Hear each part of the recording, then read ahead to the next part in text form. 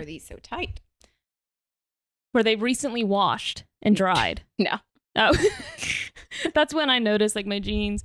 They'll be like, I'll just notice the change. I'm like, these are a lot tighter. Then I'm like, oh, because they're clean. No, I think I've been ripping the hole bigger. The hole's bigger. So it's like hitting my knee different, but it keeps ripping like further down and on the sides. You just eventually like you can just make them like really ugly cut off shorts. No, they'll basically be shorts. They're just gonna have a massive hole. It's gonna just split. That's the style. Yeah. Instead of like a jean skirt with like a slit, it's gonna be jeans with a slit all the way down to the ankle. Oh, fashion way. Brats. The girls with a passion for fashion. Are we brats? Slutty Barbies. In a good way, not like in a bad way, but hotter. Sexually empowered Barbies. Aren't Brats back? I see they have a TikTok, so I kind of like Bratz got a TikTok? Yeah. So Bratz must be back. Because there was a lawsuit between them and Barbie, I'm pretty sure, at one point in time. Like, I'm pretty sure there was like a lawsuit between them at some point. For what? They're dolls, but they're like completely different. Barbie was intimidated. Barbie is not that bitch anymore. I mean, but she's always been that. I mean, Barbie's that bitch. She is. But Bratz was like the newer bitch. You know what's funny is that Bratz, the original criticism of Barbie dolls was that they were like unrealistic like body proportions and like beauty standards for like young girls to, and eventually women to aspire to. Yeah. Then you come out with Bratz and it's like the modern day version of that. So it's like the lips that are huge and the huge eyes and like I don't know. It's like, and they had very tiny bodies and huge heads, which I don't know what that says about sexy. We love a bobblehead. Love. But so like they have like the eyelashes and like heavy makeup type look or heavier makeup look, like the lips and everything. Mm-hmm. And then you have the Bratz doll, which is a more exaggerated, I guess, female face more so than body, I guess. But then you have like, because actually Bratz dolls have very like tiny silhouettes, I think. Yeah. And then you have Barbies then like moving toward a more like realistically proportioned body. And then you even have some that are like, plus size Barbies, and you have disabled Barbies, and you have the like different skin tone Barbies and stuff like that. Different hair texture Barbies. Yeah. So that's interesting. So Barbie was the original like ideal. I guess. I mean, part of me is like, I wonder if part of it was also like the more material you use, the more expensive something is. That's true. So I'm sure that like I'm sure the intention behind making Barbie wasn't to make young girls feel bad about themselves and telling them you should look like this. I'm sure the original intention of Barbie or any doll in general was to just have a tiny person to like pretend with. I'm sure the intention wasn't that. That still happened, but I'm sure like it wasn't like an intention of like little girls need to look like Barbie. I think it happened, of course, but it was just a toy. Have you seen there's a series on Netflix called The Toys That Made Us? You talked about that before. And they do one on Barbie. And so before the Barbie doll was created, the only sort of dolls on the toy market for girls to play with were like baby dolls. Yeah. There weren't these like actual like full grown women like figures for them to play with, like in the way you would think of like boys have action figures. There was no version of that for girls. Yeah. So when they came out with the Barbie doll, it was really like a what's it called it's a novelty. Is it what it is? Novelty? I don't know. It was just original. It was something that had never been put on the market before for girls' toys. And originally Barbie was made to be like this 50s housewife ideal. So you've got like the what they call the Coke bottle hourglass silhouette, like the extra long legs, and the she's a blonde, and all of her like outfits, and her Barbie's known now to have all these sorts of different careers. You've got veterinarian Barbie and Dr. Barbie and businesswoman Barbie and astronaut Barbie and stuff like that. But she originally was like housewife Barbie. She didn't have jobs. She was just Barbie, like when was she made? Oh, I think it was like the 50s. So I mean, she kind of just went along with the times then. I mean, she kind of just like progressed with the times, which I mean is like a good thing. I remember when I was younger, I had a brown-headed Barbie. I don't remember her name though, because I mean, did she had friends? Was it Midge? She had Midge. I don't think it was that. And Lindsay. It could have been that maybe. I don't remember her name. I remember I had a brown-headed Barbie though, and that was like it had to be in the late 90s or the like 2000 or 2001. So the original Barbie doll. When I hear Barbie doll, I don't think of Barbie. Really? Yeah, but when I hear Barbie, I think of like Barbie. But when I hear Barbie doll, I think of like baby dolls. I think it's because they're so like it was remind like the wording of it. Because like growing up, no one ever said, "Hey, go get your Barbie doll," even though it's what it's called. It was always "Go get your Barbies." So she's a fashion doll manufactured by American toy company Mattel and launched on March 9th, 1959. God damn. Barbie been around. Wonder how long it took for them to make Ken. Let me see. Her best male friend Ken. Her best male friend. You mean her boyfriend? Her eventual husband, because they get married. Let me tell you something. I had a special edition. It was like an anniversary edition of Barbie, where it's like she's like the original like face and hairstyle of like the original 1959 Barbie. So she's not like a bottle blonde. It's a little closer to like a strawberry blonde, and then it's like the little poof bangs and then the swoop hairdo. And she was wearing a wedding dress, and it was like a 50th anniversary edition or whatever. And I wanted to play with it so bad because she was so pretty in her wedding dress. And then my grandparents and my parents kept her in her box on a shelf and wouldn't let me touch her. And I was so upset because I'm like, what? Dolls are not meant to be collected. They're meant to be played with. Have you not seen Toy Story? I had a special edition Barbie, and I want to say she was the 2000 Barbie. I'm not sure, but oh my God, she was so pretty. I eventually took her out the box. And she had on this blue dress, and she had like really, really blonde hair. But she was a special edition, one of those ones like for the new year or whatever. Oh my God. I don't think I ever opened her. I don't know where she is now. Like she's just gone. But I've seen that edition of her a few times over the years, and I'm like, I'm gonna one day grab that shit and I'm gonna open that fucking bitch. I had a tattoo Barbie. They had a limited run of tattoo Barbies because there was controversy. Yeah, there was outcry from parents about like, oh no, tattoos are bad. And I'm like, those are for brat dolls. Yeah, brats are tramps and they can have tattoos, but not Barbie. Yeah, Barbie can't have tattoos. What are we talking about? Barbie dolls? When was Ken made? That's what we were looking up. I'm like, where are we going with her this best male friend, Ken. You said that. Did you say the year? Because if you did, I totally just missed it. I did not. Her best male friend, Ken. And then she has a little sister, what, named like Kelly? Is that her name? There's, yeah, I think so. Let's see. When was Ken created? His full name is Kenneth Carson. He first appeared in 1961, so 2 years after. Okay. Oh, a news release from Mattel in February 2004 announced that Barbie and Ken had decided to split up. They broke up? Wait, this is canon. Barbie and Ken broke up, and they decided to split up in February 2004. But 2 years later, they were hoping to rekindle their relationship after Ken had a makeover. In 2011, Mattel launched a campaign for Ken to win Barbie's affections back. The pair officially reunited in Valentine's Day 2011. It took them that long? When did they break up? In 2004. That's a long time. So basically, Ken was ugly, and she was over his ugly ass. And what the fuck? This is tea. I didn't know Barbie had this drama. Barbie tea. And then it says that at the release of Barbie Dreamhouse Adventures in 2018, the pair are seen as just friends or next door neighbors. What the fuck? Oh, so she has 3 younger sisters. She has Skipper, Stacy, and Chelsea, who was named Kelly until 2011. Her name was Kelly. Mm-hmm. Okay. Now it's Chelsea. Okay. And then she has retired members of her family. So there was Todd, who was Stacy's twin brother, Chrissy, who was a baby sister, and Francie, who was a cousin. Her friends include Teresa, Midge, Christy, and Steven, who is Christy's boyfriend.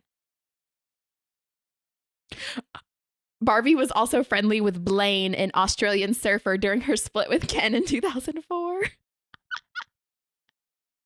I did not know Barbie had all this drama and Mattel was putting out press releases.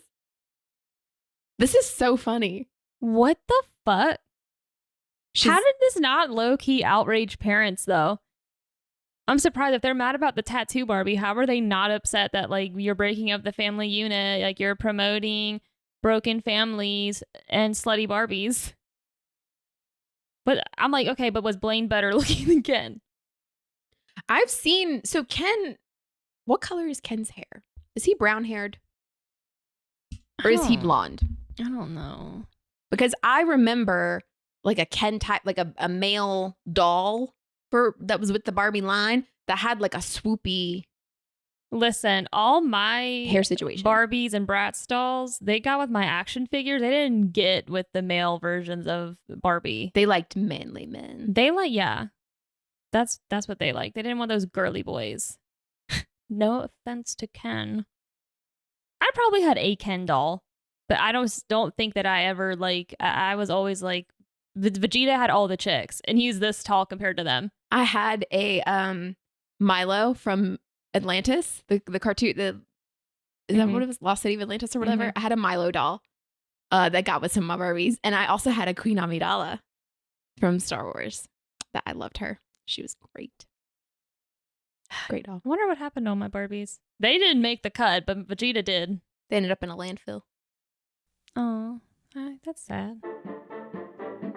Let's talk about Hitler. That'll make sense later. I'm immaculately conceived. I don't know what to do. I swear I'm not stupid.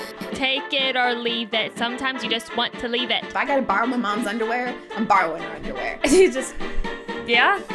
Misa likes the Jar Jar Binks. I'm not gonna edit it out. Oh no. I don't know. Like I think I was pretty great. Just saying on the Sucks to suck.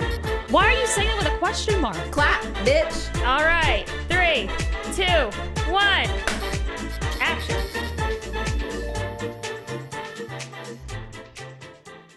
And we're live.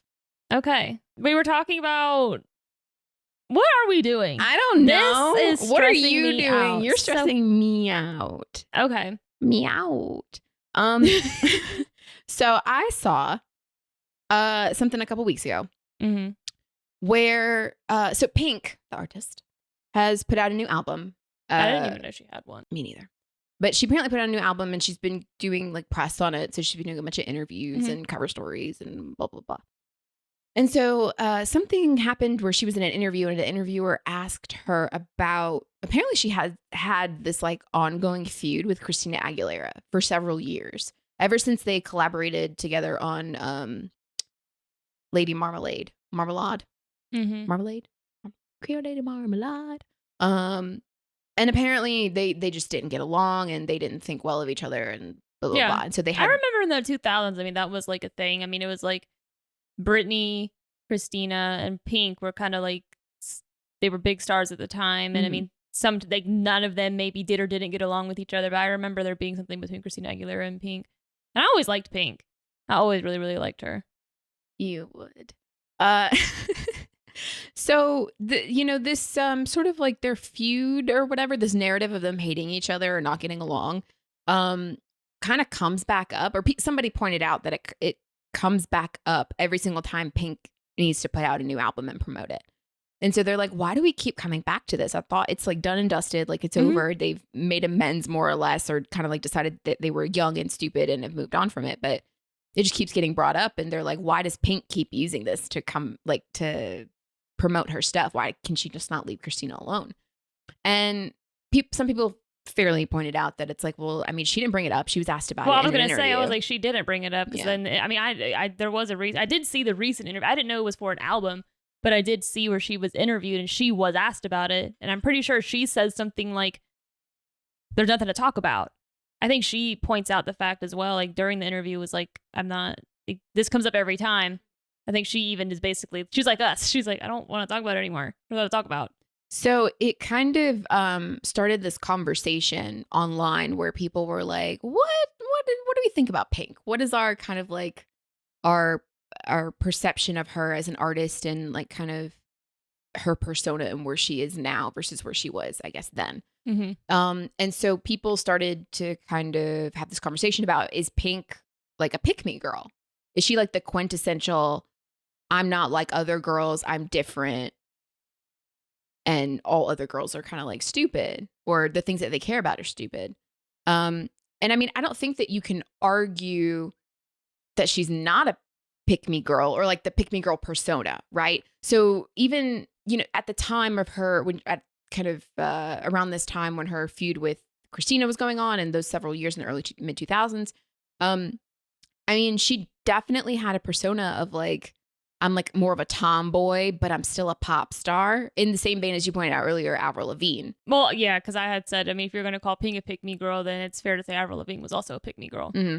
I mean, you could also argue that there were times Hayley Williams was a pick-me girl. Mm-hmm. And I love all of them. I love two of them more than the other. I love all of them, but I mean, I'd still listen to two of them. But I do think that there's also some people evolve. So yeah, I mean, I still, I don't know. So with Pink, she obviously super talented. She's a great vocalist, like one of the best of our time. She makes pretty good pop music. She consistently releases music, and she always has a couple of hits, every couple of years. So she also she sounds very unique. She has a very she's a very deep voice, very like, she doesn't fit the whole like poppy like high voice. So she does have a deeper voice for a pop star, but she can still like belt, and she has a little bit of like growl in her voice. So I mean, I would liken her in the same vein of like Kelly Clarkson in terms of their vocal ability. Which Kelly Clarkson is, to me, undoubtedly one of the best vocalists 100% ever. Yes. She can sing anything. It sounds great. So I think that, she's super talented. But and this could just be an aspect of her just being an artist and being unique, in that like her performances, she doesn't really do like the song and dance of it all, if you Clarkson? will. No, Pink. Pink, yeah. She doesn't really do like the choreography and stuff. She does like the... Have you seen like, back in the day, she had a thing where she was doing like acrobat shit while singing. That's different. Which is kind of the point. So like doing like the acrobatics and the aerial stuff and the silks and whatnot, like that's different than doing like choreographed like dancing. Yeah. I'm talking in terms of like, if you look at like Dua Lipa or Lizzo or even Taylor Swift on her new tour is doing like dance stuff. If you look at some of these like who are true to me pop icons, if you want to even go like pop princesses, but like in that vein of like doing the choreographed dancey stuff, which I mean, don't get me wrong, I'm not knocking that. I think it's great. Yeah. I can't do it. But I mean, Pink doesn't really do that. She does more of like the acrobatic, very like athletic, which kind of fits her, even her like aesthetic, and she's like very strong. She looks like strong. Yeah. It's different and she's still considered a pop musician, a pop artist, but she doesn't do she's not like other girls. She doesn't do the same stuff that other pop artists are doing, which isn't necessarily a bad thing. No, I mean, I enjoy pop music, and if I was a pop artist, I don't think I would be somebody that would want to dance around, not because there's anything wrong with it, but because it's just not something I really would enjoy. I would enjoy, like, I would still want to entertain people, but I wouldn't want to. I would just want to entertain them in a way that felt more authentic to me. It's like, leave the dancing to the backup dancers. Well, I'm like, people can dance all day, but it's like I mean, I don't, and I think, I know you're not saying like, oh, well, that makes her a pick me girl because she's not dancing. I mean, it's like, okay, well, that's not. It might not be to be different as much as being like authentic to herself. So she's not trying to be a pick me girl. She just is one. But I don't think. I mean, she's just different. I mean, I think there's a difference between you're just being authentically yourself and whether or not if that doesn't fit the norm or what most people do. I feel like pick me girl behavior is more when you go out of your way to not be like other people. It's intentionally choosing to do what's not considered the quote unquote popular 100%. thing. And you're also putting down other girls all the time, which I mean, I think every girl on the planet has been guilty of that at least once in their life. Oh, yeah. Especially within the society of where we're pitted against each other all the time, especially in the 2000s. What was sad, really, between a lot of those feuds, because, Christina and Britney had, like, a feud as well. It was, like, Britney was always so sweet, and she's like, I just think we should. Like, she was kind of one of the ones that talked about, be cool if we could all get along and not be, like, negative towards one another beforehand, but that wasn't, no, we don't want to see that. We want to see girls be mean to each other, because that's entertaining and fun, even though it's like, why? back in the day. Yeah. Now it's not. I mean, we like seeing women together. Mhm. We're more entertained. Like we love seeing that's why I wanted. It was super cool during Taylor's 1980 the Taylor Swift's 1989 tour. She had all her friends all the time there, Mhm. and it was like empowering in that way, which then got twisted into being a clique. So even then, you can't win Mhm. if you're not somebody who's a girl's girl, you're a pick me girl. If you are a girl's girl, you're a clique. Mhm. So you really just can't win in either scenario sometimes. You're either a mean girl or you're pick me. Even though you're not really doing anything to be mean, you just have Mhm. friends and you want to show your friends off. Yeah, I mean, I think that it sets up the like catch-22 of what it is just to be a woman in as a celebrity or in the entertainment industry Mm-hmm. is that you can't win either way. No. Because I guarantee you the same level of scrutiny that is placed upon women is not placed upon men in the same way. No, it's not. Men, I don't think have to go through this issue of, oh, is he a mean boy? Like she's a mean girl, Yeah. or is it men supporting other men or does he hate all men? And it's like that same sort of narrative, like women are seen as having to like, either you have to accept everyone or you have to compete because there's only so many spots for women. Mm-hmm. Right. Versus men, they don't, to me anyway, it seems that there's not that same pressure because there's infinite seats for men and they don't have to be lumped into these categories of either accepting and liking everybody or like I'm competing against all these other men and I have to put them down because they're men. Yeah. Which I'm like, is definitely like a society thing because I mean, I don't know, the whole thing's just wild. But with Pink, I know you were Mhm. you were going to say something or Oh, so you made the point earlier of,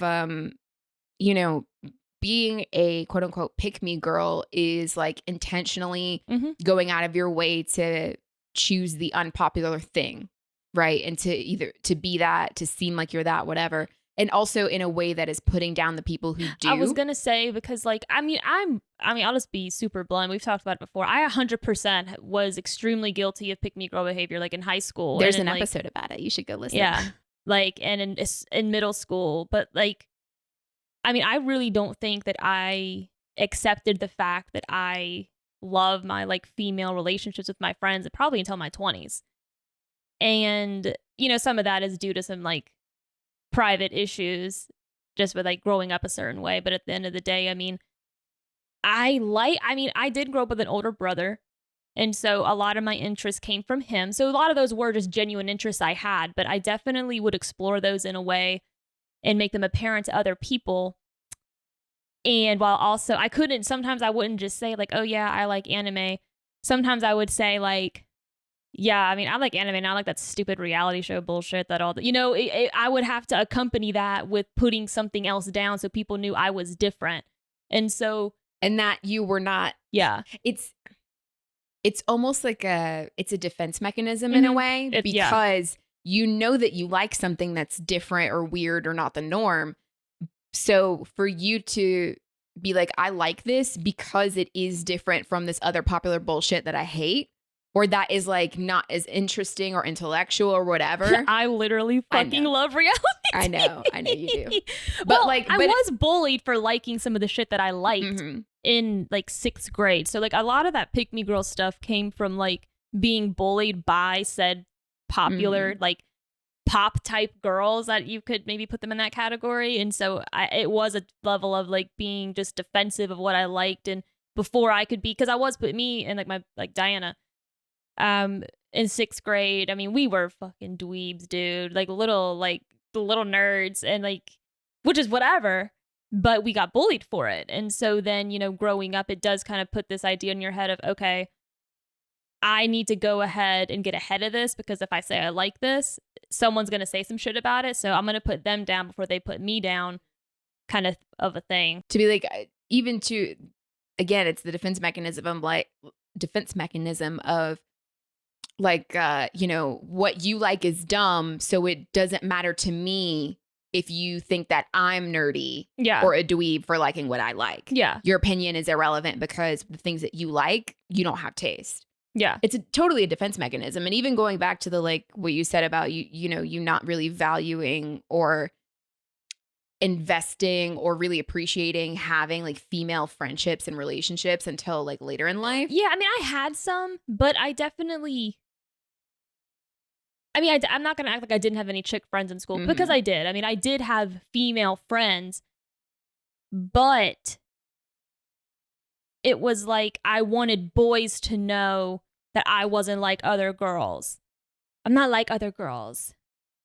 All these other bitches, I can't Yeah, be friends with them because they're too which bitchy. but a lot of my friends though were my chick friends were also like that. Mhm. And so it was like pick me girls friends with pick me girls, but it was just like and it wasn't even I wouldn't even go as far. I mean, I didn't have like a pink persona. I really did. I did have female friends, but it definitely was like there was something internally where like I get along with boys so much better than girls. That's why I don't have as many girlfriends as I do chick friends. And I'm like, I couldn't even like tell you who all my dude friends were. I Mhm. mean, but yeah, I think that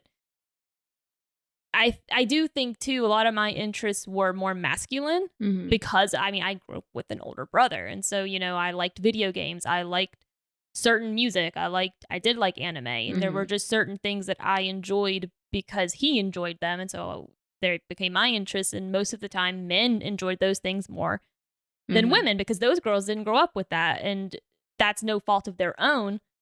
So I think that I always maybe that was another reason that I was trying to like be drawn towards more like masculinity or something. And so Yeah, well, I mean, the things that you like and have an interest in, especially when you're younger, are often informed by the people that you have closer relationships with. yeah. So, like, if you have relationships with people when you're younger who are into more traditionally like masculine things or more traditionally like girly things, that is going to inform not just what you find interesting and like to do, but it also informs the type of relationships that you seek out.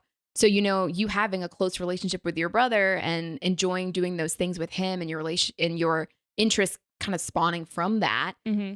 you're naturally going to seek out people who are like your brother and who are thus like you and who like those things because that's where you feel the most comfortable and you have the most fun and you don't Yeah. feel like, versus like, I mean, if you have, people that you're closer, like if you had a sister who Hmm. was really into like makeup and shopping and boys and like the whole traditionally like girly stuff, Yeah. you may have very well have like been that way and sought out those same types of things and the people who like those things too. Oh yeah. So it's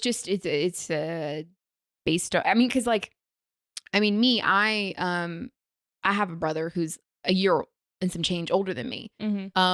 And so some of the stuff that I like was informed to a degree by the stuff that he liked. Hmm. Um, but the stuff that he liked was then informed by his very close relationship with my dad. Yeah. So he very much more enjoyed like sports and video games and stuff. And I was closer to my mom when I was growing up. So like we bonded by going shopping and Hmm. doing crafts and gardening and Yeah. cooking and stuff like that. So like that informed more. But again, there is a little bit of crossover. But I mean, it's just all based on like I Oh think your yeah. close relationships when you're younger. And I do think that like Pink's era, right? She gets accused of being like a pick me girl in the 2000s at the very least, right?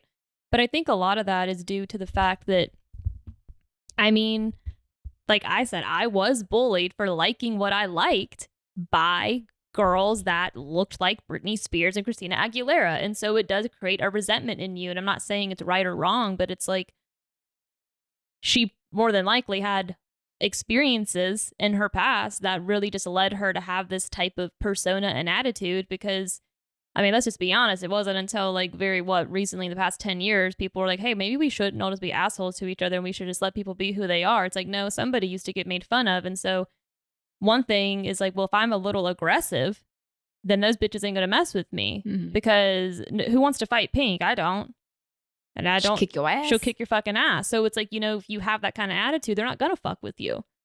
You kind of have to just get ahead of it. Mhm. But it's like, there was I guess a degree of like, they were the ones that people like me, who I mean, don't get me wrong, I fucking love Britney Spears and Christina Aguilera, but like Pink is somebody I was drawn to because of the fact that she was tough. Mhm. And the thing is, my mom is a tough woman. Like my mom is very tough. My mom has fought men. My mom's a tough bitch. So it's like I also a female figure in my life was a tough woman. So it was sometimes daintier type women. I'm like, the fuck?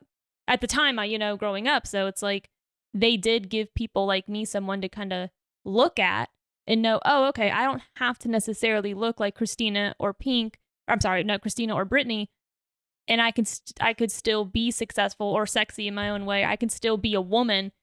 You know what I'm saying? Like Mhm.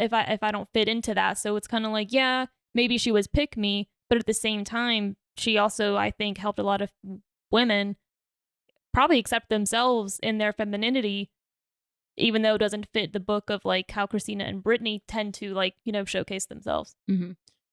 So the something else that came up with Pink promoting this album and the whole discourse around her, Christina Aguilera, and Pink being like a pick me girl and being like a mean girl or a bully or whatever the narrative is. Mhm. They brought up her song "Stupid Girl," Mhm. um, which came out in the early 2000s. Does it say? Does not. But basically, the song is about it's making fun or not making fun. It is a commentary on the sort of like vapid, silly, stupid girl, right? In that was at the time when, Paris Hilton and Nicole Richie are doing what was the reality Oh show? fuck, I don't remember, but That's hot. What was it called? it's funny. I don't remember The that. Simple Life. Yeah, yeah, yeah, yep. And so that is being kind of like glamorized in the hot dumb chick, right? Um and I think you have around that time there's a lot of people in the a lot of women in the entertainment industry that are playing into that sort of that persona. Yeah. And so her song "Stupid Girl" is talking about that. Like you're pretending you're all of these things and you're not. Like you pretend you don't care about these things and you pretend you don't believe in these things or you do believe in other things and like you're just being dumb. Like and What are the lyrics? Like, what are some of the lyrics to that? you pretend you're high, pretend you're bored, pretend you're anything just to be adored, and what you need is what you get. Don't believe in fear, don't believe in faith, don't believe in anything that you can't break. Stupid girl, stupid girl. All you had, you wasted. All you had, you wasted. What drives you on can drive you mad. A million lies to sell yourself is all you ever had. Don't believe in love, don't believe in hate, don't believe in anything that you can't waste. Stupid girl, I can't believe you fake it. Can't believe you fake it. Don't believe in fear, don't believe in pain, don't believe in anyone that you can't tame. Stupid girl, all you had, you wasted. And then it just kind of fades out. It repeats. Well, I mean, it doesn't necessarily sound like she's putting. It's almost more like an internal look at those girls. It's almost like I see you while everybody else like doesn't see you. Mm-hmm. It's kind of sad. I mean, I think it's Yeah. pretty sure it's like a poppy song from what I remember. I don't quite remember how it actually goes, but like the melody and Mm-hmm. stuff. But I'm like, that's actually a lot different than like other songs that you could say were kind of. Well, okay, so the not just the song itself, but like the music video too. So Mhm. the music video features like I think I remember her standing in the mirror at some point looking at her body. I feel like. so there's a Paris Hilton lookalike in the video, and it's making fun or poking fun of Paris Hilton and her sex tape that got put out. And Paris Hilton has maintained that it was without her knowledge or permission that it got put out. Mhm. And it was filmed when she was 19, and the guy she was with at the time was 33. Mhm. And it was basically like she basically is like was really like Paris Hilton was like ashamed of it and all this stuff, and then Pink then goes and like makes fun of it in her music video, and she's like, "That's really like wrong and Mhm. mean, and I didn't like that, and Yeah. hurt feelings, and obviously, Oh yeah. And so there's been some, I guess, pushback of people like talking about like I don't know Pink's choice or the music video director's choice to portray that in the music video because, like you said, the song lyrics in and of themselves may not necessarily be poking fun at these types of girls, but more so your interpretation was, I see other people see you portraying yourself as this stupid girl, or as this vapid thing. And, I see underneath that. Maybe. Yeah. Well, in a way too. I mean, she might be saying like you're like stupid girl, where it's more like you're stupid for doing that. Mhm. Not because you're not stupid, but you're acting stupid. It's Mhm. like And that's a stupid thing, that's yeah. stupid. So you may have something that's not so, I don't know. The interesting thing is like years and years and years later, we find out that that is not the true Paris Hilton in the sense of like who she is. Mm-hmm. Her voice does not sound like that. She's very smart. She went through that horrible situation with that like place she got sent to. That like reform ranch or whatever. And so it's like the interesting thing is the song lyrics in a way, not saying they're all, I mean, clearly I'm not saying it's all about Paris Hilton, but you know, one of those girls, she was one of those girls back then that the song could be pointed to, is correct in the sense of you pretend this, you pretend that. And it was like an act and it was a persona. And, you know, it was because people were entertained. Now, that's not to say that clearly the music video choice was not correct. But I also think that a lot of the people that are talking about it on Twitter right now in 2023 were either could have not even been born yet or were extremely young and didn't even know, like, you know, the climate of how like, I guess things worked back then, or like just the climate of like you basically live in a social climate now where we do accept everybody and we shouldn't be bullying people and we shouldn't do this and that. And that's like, well, duh, but you have to look at it through the lens of when it was made. Still clearly isn't correct, but Pink was also way younger when she did it. And it's like, I don't see the point in holding people accountable for things that she's not even like that anymore and would probably never in a million years make a music video like that. So it's like, sure, if Pink from the early 2000s existed right now, she'd be a toxic mean girl. But I don't know that it's fair to say she is was a toxic mean girl based on all of the behavior that happened back then. I'm not saying that music video isn't those things. I really would need to rewatch it. I don't really remember the whole video. So apparently because I haven't seen the video in a very long time either. So she also mocks Jessica Simpson, Lindsay Lohan, and Mary-Kate Olsen. Like, or there's like portrayals of them, I guess, in the video. And Paris Hilton, because in her her memoir that she released, she said that the whole video is a not at all subtle send up of porno paparazzi girls in general, and specifically me, and a parody of my infamous sex tape. When everyone was buzzing about a sex tape of a certain teenage girl from a soon-to-be hit TV show, a girl who had emphatically over and over, who said emphatically over and over that she did not want the tape out there, the takeaway was, stupid girl. Yeah. I mean, 100% back then. I mean, it happened to Kim Kardashian. It happened to her, which, I mean, there's conspiracy theories about Kim's, but it's like at the end of the day, all the responsibility fell onto them. And especially, and that was something too that happened all the time. That was one of the things back then too, was if like a girl sent nudes and they got leaked, that was her fault. She shouldn't have done it at all. Oh, that was even more recent. Like the nudes thing of that happened in like the early 2010s. That was around like 2013, 2014, but around there. It was just like all the responsibility fell onto. Don't put yourself in that situation. Why'd you film it? Why did you do it? Because it could have gotten out, or why did you take the photos? Is it because you knew it could have gotten out? Yeah, I mean, and there's an unfortunate amount of like, I think at the end of the day, yes, you do have to be very smart with who you choose to send things to. You have to be smart with who you choose to create things with. And you also, I think there is a level of you have to accept if you do it, there's a chance at this day and age of technology we live in, something could happen. Something could get hacked. Something could just, someone could see it, or then they release it somehow. It might not even be the person you made it with, but somebody else sees it and somehow they release it behind their backs. Or you just did it with a fucking piece of shit who then releases it.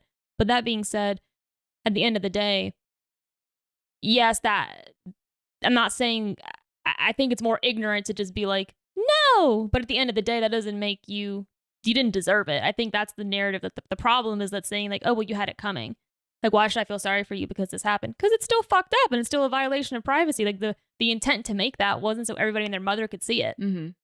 And so, like you said, it really wasn't until recently that we're finally like, wait a minute. Like, you're allowed to want to create those things and they're allowed to be private. And if someone violates that, they should be held accountable. They should be held accountable. The people that violated your privacy should be held accountable, not you for making it. Yep. I mean, but so crazy. I think getting back to something you said earlier too is that I don't think that in the social climate that we're in now, I think if you look at the context of like the time period of when like a music video like Stupid Girls and this whole narrative in the early 2000s. I mean, some of it is like the media pitting these pop stars against each other because it's more entertaining. Mm-hmm.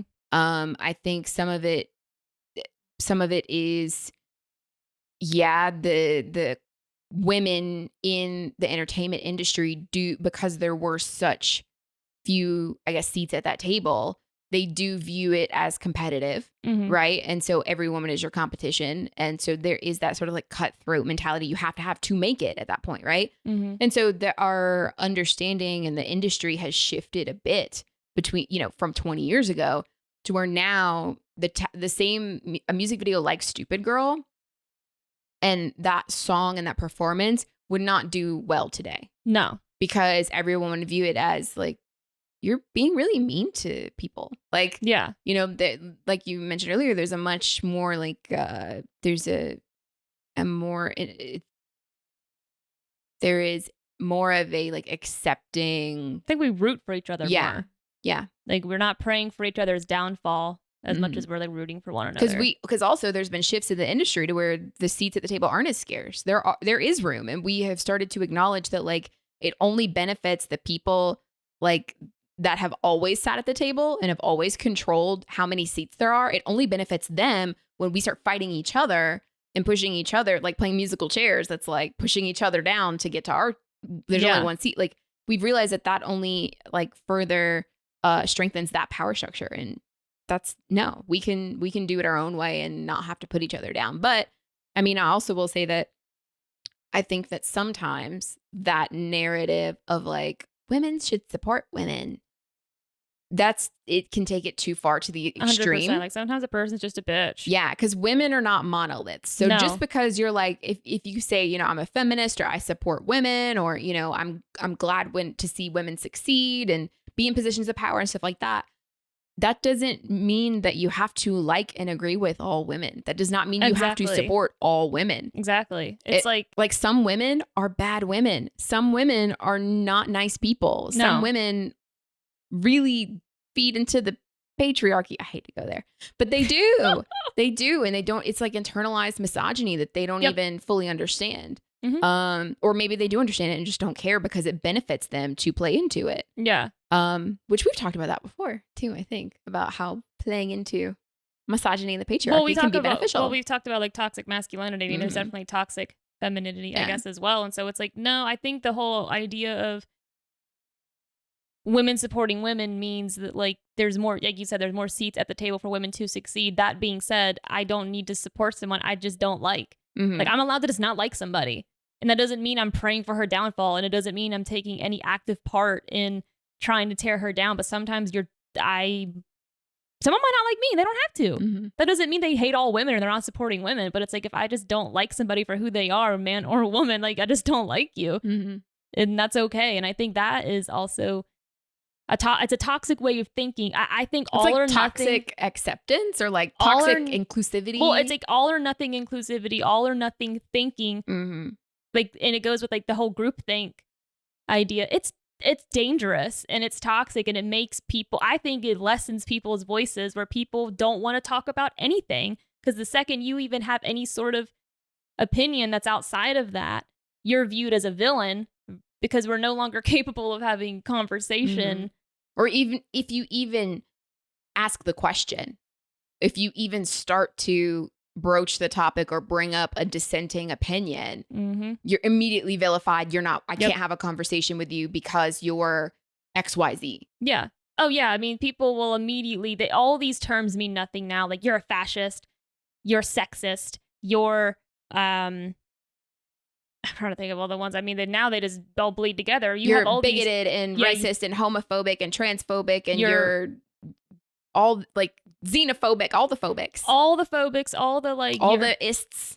All of that. So it's like those words are starting to mean nothing because now at this point, you could, like you said, you can ask a question, you can have a differing opinion, and guess what? Now you're labeled this villainous thing. And people are like, don't give them a platform, don't talk to them, don't have the conversation. Like, you could just ask the question of like, yeah, I don't necessarily believe in all women, like all women should support other women, oh, well, that's a dangerous thought for women and that's dangerous for women and you don't care about women's lives. Like some people think that, like the fact that even having that thought is dangerous to women in general. And I'm like, it's what the fuck are you talking about? Like it is so extreme. And then you just have, you're silencing people for just this whole, the idea was great, but when you take it to this degree of like, and then it shuts down conversation. You know what? Like, I'm not even going to acknowledge that with a response because everything you said is A, B, C, D, and you're just nothing but a disgusting bigot. It's like, no, you don't want to have a conversation about it because you're afraid to be made uncomfortable. And you're afraid you might be wrong. And you don't have to even acknowledge you could be wrong if you don't want to have a conversation. Yes. If you shut everything down to the potential of your mind being changed or being proven wrong, then there's no risk of that. If you just shut it down from the beginning and say, oh, well, you clearly don't agree with everything I think and say, and that means that you're a villain, then, I mean, you exist in an echo chamber. Yep. Like, I think it's important to listen to and consume media and, you know, people that have differing opinions because it's either going to change your opinion or reinforce it. Like, those are the two outcomes that are going to happen. That's what I think is interesting about, like, college.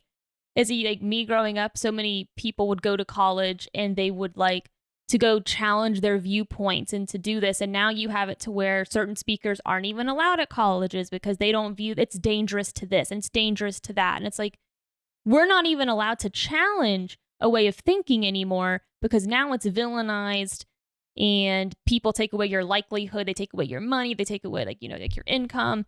They become what they hate. But they don't want to look in the mirror and they just don't, so they just don't have to. And they don't have to challenge their own ideas. Like you said, they live in echo chambers. So it's like, it's sad because I'm like, the whole idea that the world is gray is gone.